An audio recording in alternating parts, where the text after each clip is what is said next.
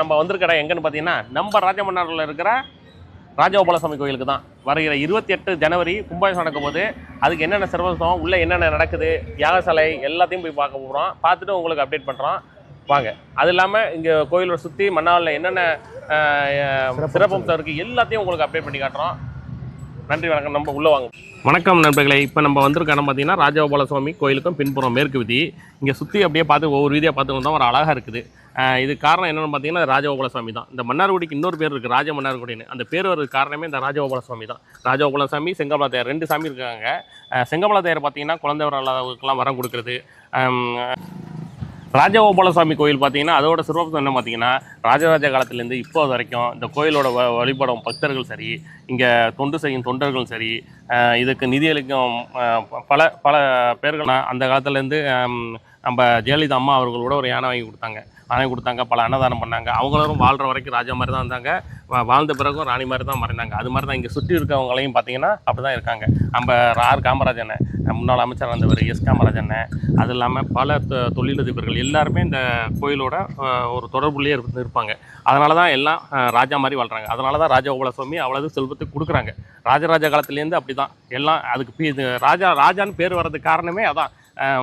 மொத்தம் சொல்ல முடியாது, சோழர்கள் தலைமையகமோ நிதியகமோ நம்ம மன்னார்குடி தான். எல்லாம் ராஜா மாதிரி தான் வாழ்கிறாங்க, ராஜா மாதிரி தான் இருந்துகிட்டு இருக்காங்க, இன்னமும் வாழ்வாங்க. இது மாதிரி நீங்களும் உங்களுக்கு ஷேர் பண்ணுங்கள் மக்களுக்கு, தமிழ்நாட்டுக்கு இல்லை உலகத்துக்கே ஷேர் பண்ணுங்கள் நம்ம ராஜா மன்னார்குடியை பற்றி. இங்கே வந்துட்டு போய் வழிபட்டால், அந்த தெய்வத்தை வழிபட்டால் எல்லாம் உங்களுக்கு சக்ஸஸ் தான். அது இல்லாமல் செங்கமலா தேர் குழந்தை வரம் தரும் ஒரு விருப்பமுள்ள சாமியாக எல்லாருக்கும் வந்து சொல்கிறாங்க. எல்லாம் உங்களுக்கு தெரிஞ்ச நண்பர்களுக்கு எல்லாருக்கும் ஷேர் பண்ணுங்கள். அது இல்லாமல் பக்கத்தில் தெப்பாக்குளம் இருக்குது. தெப்பாக்குளம் பார்த்தீங்கன்னா வச்சுங்களேன், தமிழ்நாட்டிலே பெரிய குளம் இதுதான். இந்த பெரிய குளங்கள் திருப்பதி, திருச்செந்தூர், பழனி, தஞ்சாவூர் பெரிய கோயில், இதுக்கு இருக்க அம்சங்கள் எல்லாமே இந்த கோயில் இருக்குது. அதனால தான் இந்த கோயிலுக்கு எல்லாம் தனிப்பட்ட முறையில் வந்துட்டு போகிறாங்க. யாரும் பப்ளிசிட்டி இல்லாமல் அழகாக வந்துட்டு போய் தரிசிட்டு போய் எல்லாம் ராஜா மாதிரி செல்வம் செழிப்பும் அழகாக எல்லாம் சந்தோஷமாக வாழ்கிறாங்க. நம்ம மக்களும் நீங்களும் வந்துட்டு போகிறது இல்லாமல் உங்கள் மக்களும் நம்ம எல்லாருக்கும் ஷேர் பண்ணுங்கள். தமிழ்நாட்டு மக்கள் இல்லாமல் சிங்கப்பூர், மலேசியா, நம்ம தமிழ் மக்கள் எல்லாரும் ஷேர் பண்ணுங்கள். நம்ம ராஜ மன்னார்குடியை, மன்னாடிங்கிறது இனிமே கிடையாது, ராஜ மன்னாடி கெத்தா சொல்லுவோம். நம்ம ராஜ மன்னாடி கோயிலை எல்லாருக்கும் தெரியப்படுத்தும்.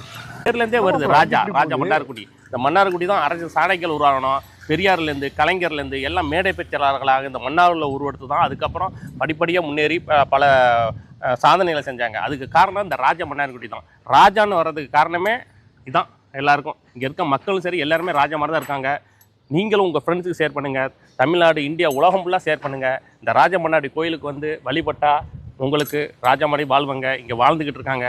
அது மாதிரி தெப்ப குளத்தில் மற்ற அந்த கோயில் குளத்தில் தலைமுடி இருந்துச்சுன்னா தோஷங்கள் எல்லாம் சரியாகணும் எல்லாம் நம்பிக்கிட்டு இருக்காங்க, நடந்துக்கிட்டு இருக்குது.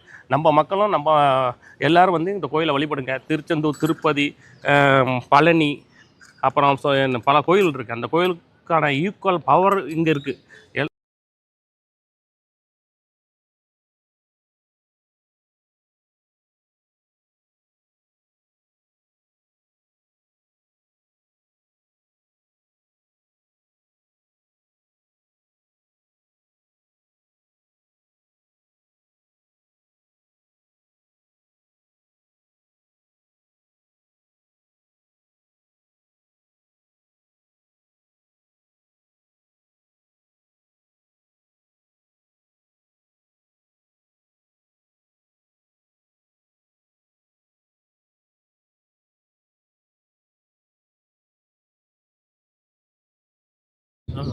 பாருங்கள் மக்களே, யாகசாலை வேலைகள் நடந்துகிட்டு இருக்கு. கோயிலை பாருங்கள், அவ்வளோ அருமையாக இருக்குது. இது இன்னொன்று என்னன்னா, மற்ற கோயிலோட இந்த கோயில் வந்து பரப்பளவு அதிகம். சுற்றி வந்தீங்கன்னா அவ்வளோ அழகாக இருக்குது பார்க்குறதுக்கு. உள்ளே போய் பார்த்தீங்கன்னா கோயிலில் அவ்வளோ பரப்பளவும்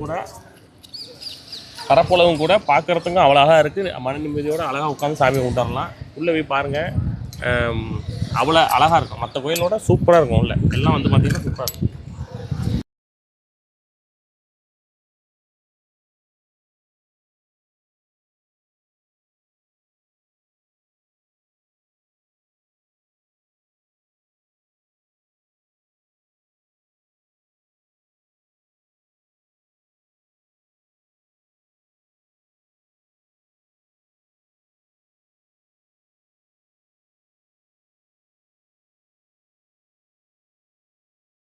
பார்த்தாலே பயமாக இருக்குது. இல்லை இன்னொன்று வருவோம் போகலாம். இல்லை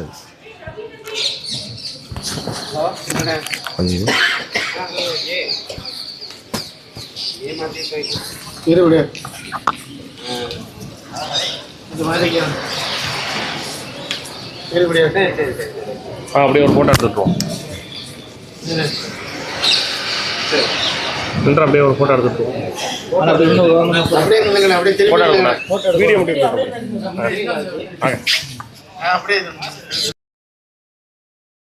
அடிக்கலையா? இங்கே பாருங்க, லைட்டை திரும்பி பாருங்க, அப்போ முகம் தெரியும். எப்படி நான் குறி வைக்க முடியும்? அதே அப்போ வச்சுக்கலாம். அந்த கண்ணை போடுங்க. மருந்து சென்ட் பண்ணிக்க. அடே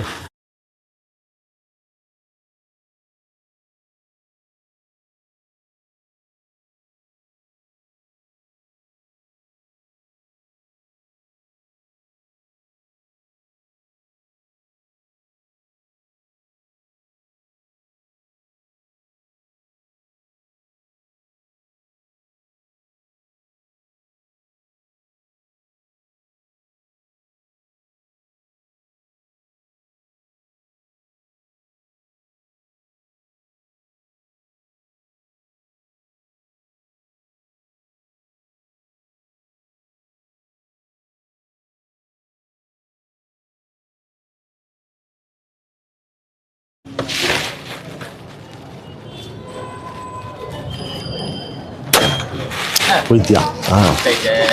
இந்த காடியில் பாதி போடணும், இந்த பாயிண்ட் சென்ட் பண்ணி வணக்கம் மக்களை. இந்த தூணை பார்த்தீங்கன்னா இது ஒரே கல்லால் ஆனது. இதுக்கு முன்னாடி என்னென்னா நம்ம தஞ்சாவூர் பெரிய கோயிலில் மேலே டாப்பில் தான் ஒரு கல்லில் அந்த விமானம் வச்சுருப்பாங்க. ஆனால் இது வந்து ஒரே கல்லில் ஃபுல்லாக கட்டியிருக்காங்க. இது ஒரு சான்று சோழர்களின் ராஜ்யத்துக்கு காரணம். நம்ம ராஜா மன்னார்குடி ஒரு கெத்தா சொல்கிறதுக்கு காரணம் இதுவும் ஒன்று காரணம். இது ஒரே கல்லில் செஞ்சுருக்காங்க.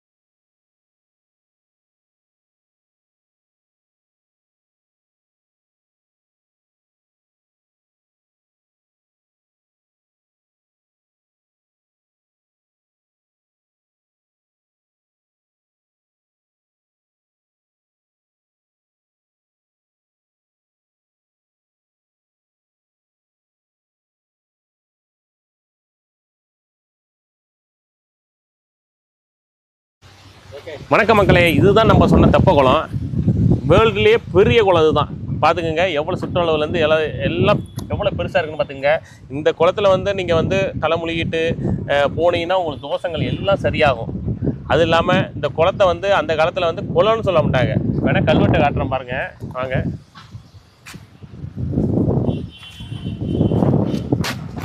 ஹரித்ரான் நிதி தெப்பக்குளம் அப்படின்னு இருக்கு பாருங்க. ஒரு நதினே அப்போக்கி வந்து எல்லாரும் ஃபீல் பண்ணியிருக்காங்க. அப்படிப்பட்ட குளம், பெரிய குளம். சுற்று வட்டாரத்தில் தண்ணி பஞ்சமே ஏற்படாததுக்கு முக்கிய காரணமே இந்த தெப்ப குளம் தான். இந்த மன்னார்குடியை சுற்றி நெருக்கி 92 குளங்கள் இருக்குது.